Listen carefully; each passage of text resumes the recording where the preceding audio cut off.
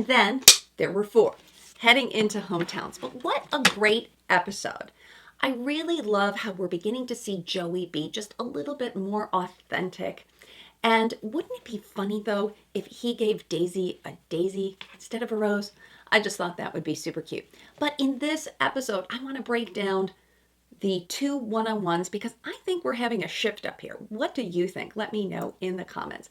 But we're off to meet the women's families, and I couldn't be more excited. Let's dive in.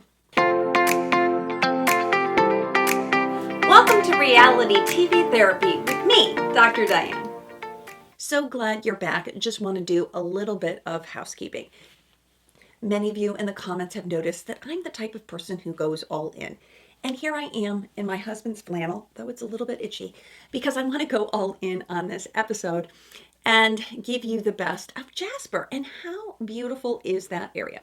But in addition to my videos on The Bachelor, please check out my videos on Love is Blind, because this season, season 6, is a doozy. It is quite a mess, and there's so much to analyze. But there's also lots of scandals. And then I have a new series called Relationship RX. I'm just getting started, but in order to check out these videos, they're the pink ones. I'm in my white lab coat talking about different types of relationship and dating issues. Like I talked all about attachment theory. So if you're curious about attachment theory, check out that one. And then my last video last Sunday, I posted on situationships. What to do if you were in one of them, how to handle conversations better. Because remember, I'm looking for the lessons in love, either on the show or in real life. Make sure you check that out. And if you have a burning relationship question, please get back to me. Leave it in the comments, DM me privately, and let me know what your question is, and I'll try to answer it in my series that I'm dropping on Sundays. Thanks so much. Let's get right into this episode because we have a lot of content today. But I just want to pause for a moment and say that Joey has not disappointed this year. This season, excuse me. I'm a Joey stan, and he impresses me so much each week how he continues to be present. We're seeing more authenticity. I really can't wait to meet his family because this has been kind of a dying thing. Let's see more about his uncle. But he is such a great active listener. He's expressive.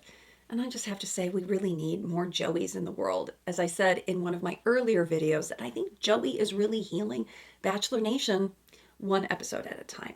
Okay, but now in this episode, we are in Jasper, Canada, and thankfully they give us a map because Jasper is breathtaking. It is really beautiful. We move from the big city into nature. Jenn, of course, reminds us that she wants to be naked with Joey, but the women settle in. They get to you see them out in nature. I'm like, are they actually driving? Is somebody else driving? But I think it's just great bonding time for the women. And the first one-on-one goes to Daisy. Not surprising because, of course, she got the first one-on-one. And what I really like about Daisy, let me know if you agree, is I call it silent confidence. She's really sweet, but even like in the last episode where she just puts her feet up on Joey and asks for the foot massage, such confidence that this young woman has. And any time that you've had to overcome a disability, like in her case with the cochlear implant, I really think you grow up faster, for Pete's sake. You have a lot of your own issues that you have to deal with. You know, some people say she's got a vocal fry. She does. I find it endearing. Her speech pattern is a little bit slower, but of course she has a hearing impairment. And I think that she holds herself in such a way, and she's been such a model for young women who have cochlear implants, who have Lyme disease, and she's really active on social media. We'll talk about that later, like the pros and cons of that. But this date is just really spectacular. Starts out horseback riding. They both are gobsmacked with the beauty of the nature, the water. It's just so gorgeous. And then, of course, the traveling bachelor hot tub makes it to Canada. I like their chemistry. I really do. I think she's just adorable. There's lots of nice giggles, but then some serious parts too. And when Daisy gets to the evening portion, as they always do, she has to tell Joey that she's not quite there yet. And she looks in the camera and she says, but it's scary because you never know when your honesty is going to be too much for somebody and when they're going to pull away. And at the end of the day, like, if he doesn't want me because of that, like, I would be devastated. She knows that this is a risk, But I really love that we're normalizing that you don't have to fall in love with the lead before hometowns. Because for so many of these young women, their families are important and they need to get validation from their family before they admit that. I know there's a whole process. And if you read the book, How to Win the Bachelor, there's always the I'm falling in love with you, I'm in love with you, I'm so in love with you. There's like this process, but she's not quite there yet. And I just like that she holds her own, that she doesn't cave and she actually says, I could tell you I'm falling in love with you to get a rose, but I'm not going to do that. And I think Joey just really respects her for that. And in fact, I think in a paradoxical way, it makes Joey even more interested, right? Like, all the other women are falling in love with you. And he asks great follow up questions like, do you see yourself getting there? And we know that she can. She really is attracted to Joey. It's just going to take her, what, an extra week, which is not a lot of time. So I like that he's not bothered by that because this is real relationships, right? Not everyone's going to have their A game every day, and he handles it really well. He doesn't have any ego. He doesn't get upset. We've never once heard him complain how hard it is. We can see him later when he's grasping his hands, as I think that that's how he calms himself down. But he doesn't complain. It is refreshing that she doesn't have to feel like she says that for him, but she does also take a risk. And the risk in this circumstance pays off because Joey is very attracted to Daisy and he wants to continue this. So of course he gives her the date rose and she secures the first hometown. Next, we move on to the group date. And I think the women and this female lumberjack is just fun. We see it in charity season where they're like outside and they have this kind of, and the Girl Scouts come in and they do this nature thing. But this has some competition in it. I like that it's a little bit competitive.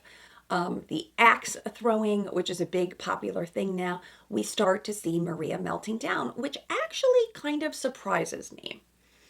I'm surprised because Maria strikes me actually as a competitive person. I did my homework about what else we can find out about Maria, and it turns out she has a black belt in karate. We also saw her in the talent show where she was plenty competitive and she was doing, it looked like gymnastics, some yoga moves. So I'm kind of surprised about this. But she reminds me of Corinne Olympios, just saying that I'm not an outdoorsy kind of person. I'm more into glamping than I am into camping. And I think that kind of aligns with me.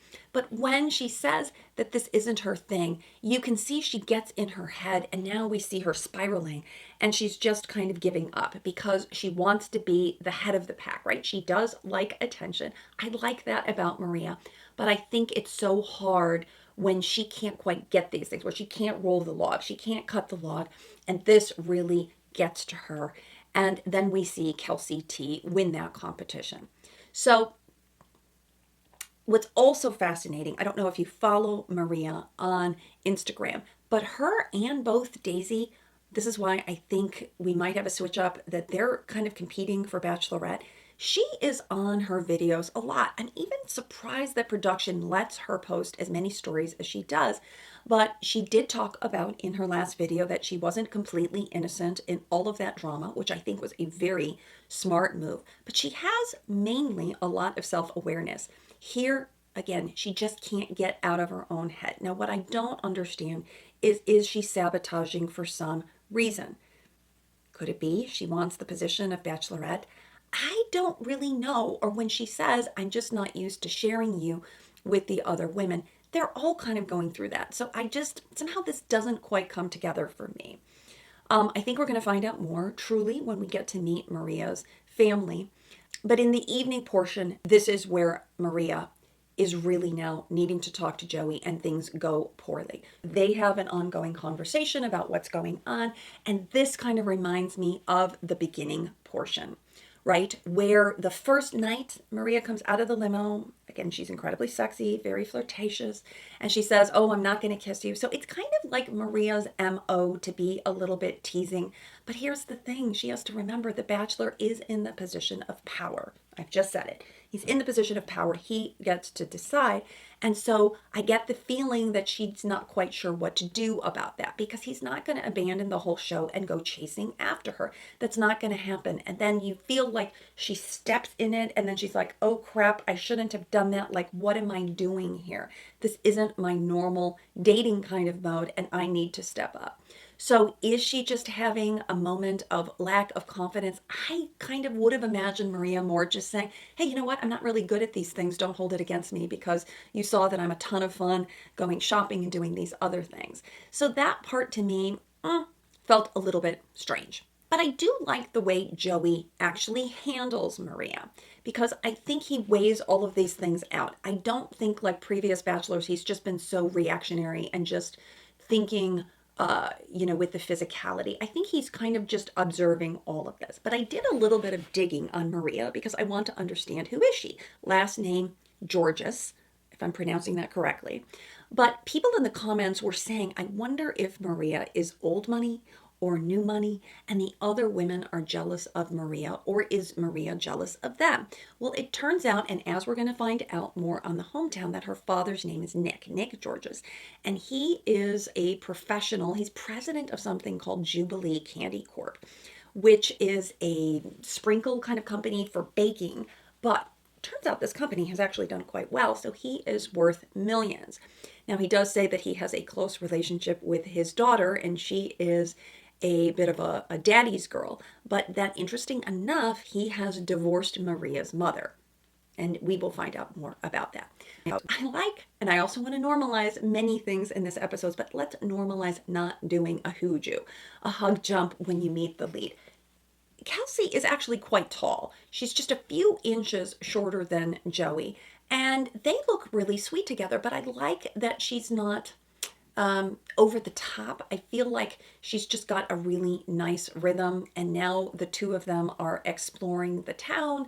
They're getting a hot chocolate, and now they're in the local pub. I mean, this looks like a pretty small kind of rural area. And then, of course, highly manufactured date. The guy who's a local, the average Canadian, says, "Oh, we're having a polar plunge." Well, Kelsey is like so exuberantly excited about this. I personally would be like, "Are you kidding me?" So here's the big thing. It's not like there's a camera crew there, but really 10 people turn out, probably people from Bachelor Nation, saying, "Do you want to do a polar plunge?" I would say, heck no. But they're putting on their Viking hats. Other people have like the Burger King crowns. They get into the water, and she's loving it more than Joey is, but they have a moment together. Of course, he can, be her hero, get a towel for her. And then what I loved is that little sauna bubble, which I thought was another great thing. And they just seem like a really natural fit because, again, she's youthful in her childlike ways. Joey, I think, really loves that she is adventuresome. And then we get to the evening portion of the date. And this is where I really also like how Kelsey handles herself. So, Kelsey, we know that her mother has passed, and she is still quite emotional about this. She's very close to her father and her sisters. A lovely story about how she wasn't close with her dad, but then he really stepped up after her mother passed. She has 4 siblings. And Joey he just doesn't skip a beat, right? He has beautiful things to say, how lovely and what a wonderful man he sounds like. And here's what I love about Kelsey. Like, she's maybe the first one. All the women have asked Joey, "How are you doing?" But she says, What was your dad's outlook on you doing all of this from, going on The Bachelorette to now being The Bachelor? beautiful. Beautiful to connect those two. So they're both talking about their fathers who are really important in their life. And Joey just loves that, but he has a big grin on his face. And this is where I start to look at this, again, no spoilers, and I think, can Kelsey win this whole thing? I really feel like, is she the dark horse here that usually the winner, they don't show much about, kind of like low key, and all of a sudden there's this connection. I'm like, wow, I can really see the two of them together. So I'm just really liking Kelsey more and more. Let me know what you think. Do you think it's going to be Daisy? Do you think it's going to be Kelsey? Do you think it's going to be Maria or Rachel? Because a lot of people were thinking Rachel's more of the surprise, but she does get the one-on-one date, and so 2 hometowns are secure. Now we go into what should be the rose ceremony, and we have 2 roses left.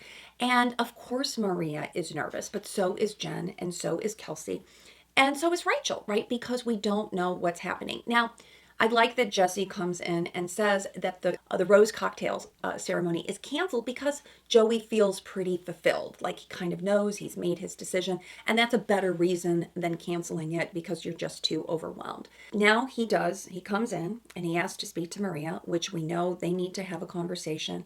And he's confused. I mean, I think he's already made up his mind, but he does want to give her that liberty, and I bet she's relieved. I feel like this conversation was cut because it just felt disjointed, like there were little bits and pieces of it, and then all of a sudden she gets up, oh, okay, we're done. It just felt like that wasn't all of it. I do think that Maria in the past has shown us more self-awareness, and she does say, I don't know what the hell is my problem. I'm self-sabotaging. I usually don't do this. This competition really kind of got to me watching you with the other women, especially when I was coming from the last, one-on-one where I felt so close to you. And I think Joey says, yeah, that makes sense. But remember, this is where Joey shines. And he says, and I love this, we've never seen a lead do this before. I don't want to be sitting here and begging you to stay. I'm not going to beg you to stay. Bam. Good for you, Joey. That's owning it. Saying, I don't want to choose somebody who's going to leave. And then remember, she kind of, perks up and says, oh, I'm not leaving. But remember, there's been a lot of controversy with Maria. A lot of people have come to Joey with Maria stories. And so I just can't imagine him choosing her, which brings me to the question I want to get to. What do you think the spoiler is going to be, the final? Because the only thing we've seen is that at the beginning, they did the cold start. He's at the final he's at the final scene. There is 1 rose left, and he is sad and says, I don't want to do this anymore, and this has never happened before. I'm just so curious. Could it be that one of the women in the fantasy suites, I don't know, self-eliminates then and then comes back? Does someone who left earlier come back in the limo? Does, the number 2 not show up? Does the number 1 change their mind? I have no idea, but there's so much speculation, and I would love you to write in the comments, what do you think this surprise ending is? Does it have anything to do with Maria? Does it have to do, is Rachel the final 2? Is it Kelsey and Daisy? I don't know, but I am fascinated, and I think it could be lots of different endings. And as I said, I'm not going to be mad with him ending up with any of these women. I think they're all fantastic, and it will be great to see who's the next Bachelorette. Now, we know then that Jenn and Kelsey have to go home. Kelsey is very composed. We see that she's kind of more of a private person. That one scene 2 episodes ago where she was sad and she just took some time for herself. Going back to a lot of you in the comments, we're talking about definitely the Jehovah Witness part. That's got to be tough for Kelsey. And Jenn, I really was surprised about that. I kind of thought Jenn was going to be in the top 4 and not Rachel. I really liked their connection, and I liked that Jenn opened up about her family was going to be a little bit more challenging. Her mother's Vietnamese, and she's never brought anybody home. I thought she did a lovely job, and I thought Jenn had a lot of composure in saying goodbye. I kind of thought he'd walk her out. But then I'm like, would that be awkward because he has to walk 2 people out? I don't know. I'm kind of forgetting what usually happens at this point. But she held her head high. Good for you, Jenn. I'm a lovable person. I'm going to find someone who loves me in the same way. I thought that was one of the perfect endings. I always like to call that out when I think someone has handled themselves really well.